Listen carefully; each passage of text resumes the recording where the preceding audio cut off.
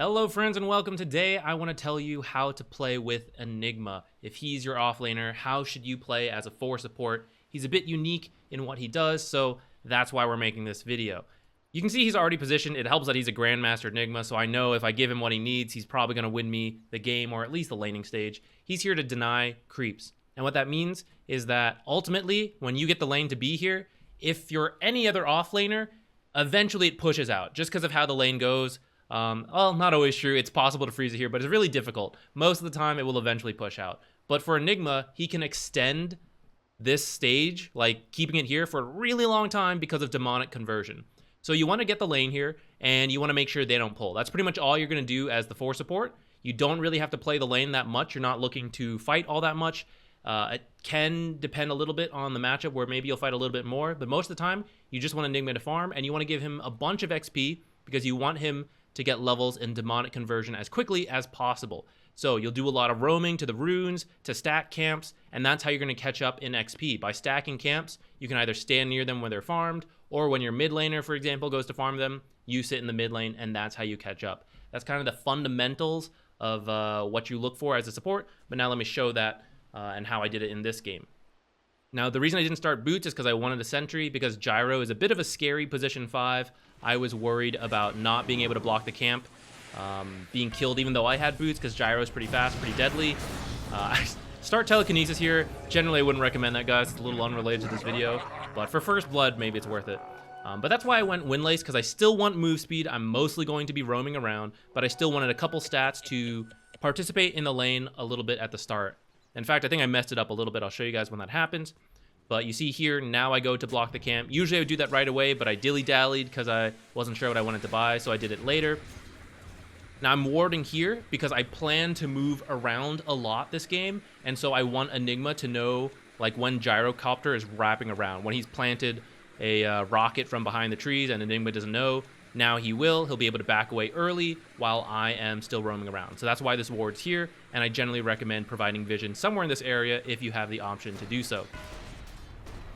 Now from here, we're going to play the lane a little bit, but you'll notice because we denied the range creep so early, there's really not that much for us to do before it starts pushing up here.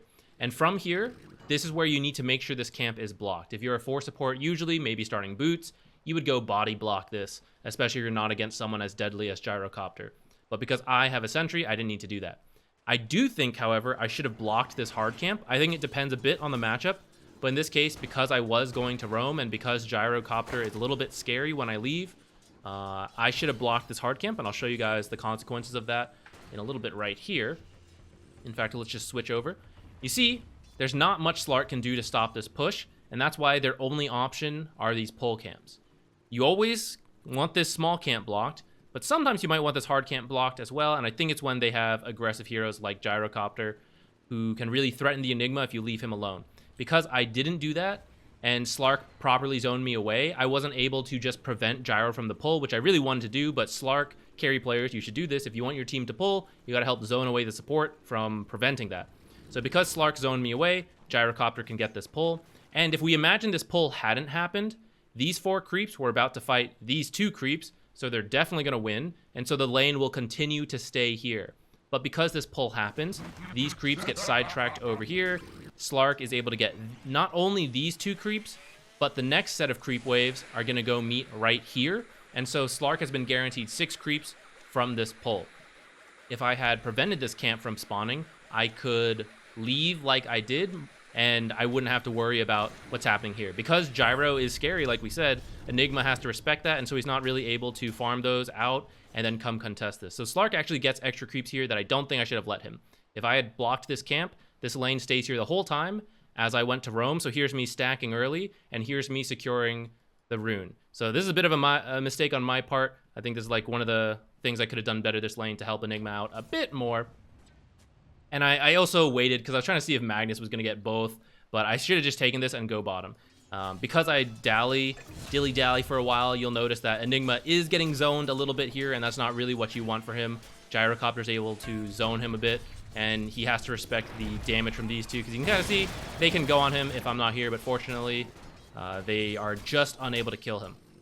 Now, as these creeps get to our tower, I want to give Enigma all of this. Again, I don't really need that much levels. I'm trying to get level 2 here, so I have Fade Bolt. But after that, I really want Enigma to just keep getting high levels in Demonic Conversion, get what he needs, and he'll keep denying Slark from there, the lower the cooldown of Demonic Conversion is. Except Slark just goes for it. So I did have to come in and try to help him. Fortunately, we get the Slark kill in the end, but that's not really part of playing with Enigma, that just so happens. Because it got a little messy and Gyrocopter gets another pull, this is where you can consider blocking the hard camp or not, but this is why I don't think it's fully necessary with Enigma, because if Enigma just keeps the lane balanced here, like ideally he should have if I hadn't messed up and roamed too soon, then I can just prevent these pulls, and then when they do happen, we kind of just get to farm the whole thing. Like, we get to farm the camp and the creeps. But I think in the first minute or two, maybe it's not needed. So if you do want to, like, body block it to start, especially if they are a bit threatening of a safe lane combo, then I think that's good to do.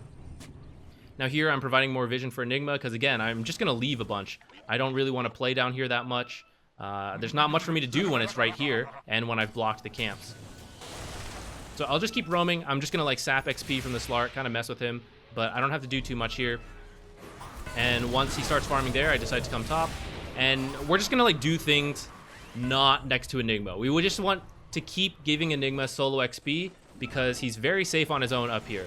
You don't have to even see what I'm doing, but look at that. Solo kill, easy, because everyone dies to Black Hole and 6 Eidolons. Everyone does. So if you get Enigma that level advantage, he'll just keep it going. And so in the meantime, you get to help out in other lanes. You get to like get kills there, and then when Magnus is farming the stacks that we have made for him, I get to sit in the mid lane and start to catch up in XP. Even if I hadn't successfully roamed and gotten some kills, my XP would still be okay because of these things. So you see, I'm not even relatively that underleveled compared to the other supports. But when you look at the cores, like Enigma's getting way ahead because we gave him a bunch. And okay, maybe if he didn't get those kills, he'd be a little lower. But this is kind of the game plan with the Enigma. He'll just be fine on his own. You see, he's like fully functional, so there's really nothing to do here. And if you're 4 support and you keep standing next to Enigma, you can come when he has Black Hole, that's fine. Get the kill with the Black Hole. And then after that, just leave again. If he's farming here, okay. Go do other things, stack, all of that. That's generally the right play.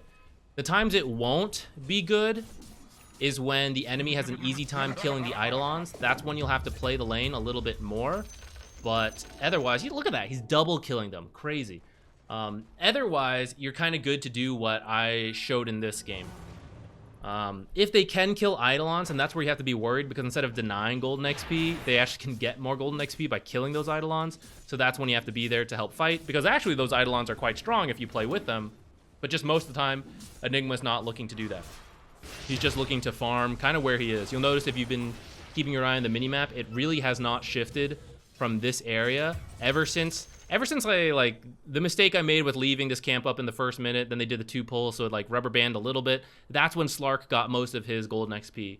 Ever since then, it's been staying in this area, and Enigma's gotten, like, 3 kills on his own. He's level 9, highest level in the game at this point, killing that lion now. 4 kills on his own. So, your Enigmas probably will not be as good as this Grandmaster Enigma right here, but this is what you want to go for.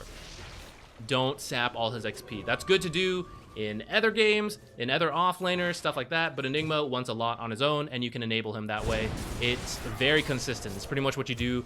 It's what I look to do pretty much every time I have an Enigma on my team. So that's it, guys. Hope you found this helpful. I know he's not that popular right now, but he always comes back in every now and then. And this style of play has been the same for years. So if you know it now, when he comes into the meta again, you will know it then. Thanks for watching, guys, and I'll see you in the next video. Also, if you want to see how to play against Enigma, then boom, pop up the video there. Okay, bye.